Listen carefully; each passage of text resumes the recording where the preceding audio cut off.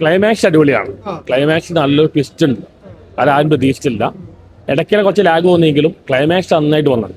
പിന്നെ എല്ലാവരും വിളിച്ചിട്ടുണ്ട്, മറ്റേ ലാൽ ജൂനിയർ ആണെങ്കിലും ടോവിനോ ആണെങ്കിലും ആ പയ്യനാണെങ്കിലും അമ്മയുടെ വേഷത്തിലാണെങ്കിലും ഒരു മകൻ റിലേഷൻഷിപ്പ് കാണിക്കണം. അത് നന്നായി, നല്ല ത്രില്ലറാണ്, നല്ല സസ്പെൻസ് ഉണ്ട്. പിന്നെ പലയിടത്തും ലാഗ് തോന്നിയിട്ടുണ്ട്.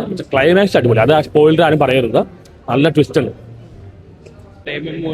മൂവിയായിരുന്നു, ഫാമിലി ആയിട്ട് കാണാൻ നല്ല ഇതാണ്. ഒരു മദർ ആൻഡ് ചൈൽഡ്ഹുഡ് ഇങ്ങനെ അവരുടെ കഷ്ടപ്പാടും ഒരു പൂവർട്ടി പാവപ്പെട്ട ജീവിതം അങ്ങനെ ഒരു ഇതാണ്. എല്ലാവർക്കും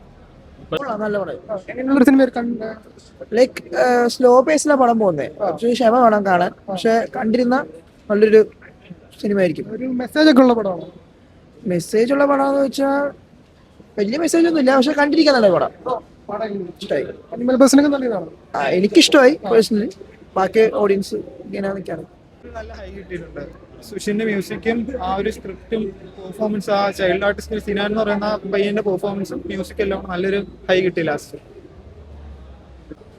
സ്പീച്ച്ലെസ് ആണ് ഇതൊരു. അതെ അതെ അതെ, ഇനി അതൊക്കെ പ്രോസസ് ചെയ്യണം, ആ ഇമോഷൻസ് ഒക്കെ.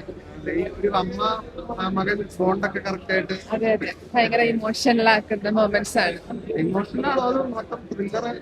ഇമോഷണൽ ആണ്. ഓക്കെ.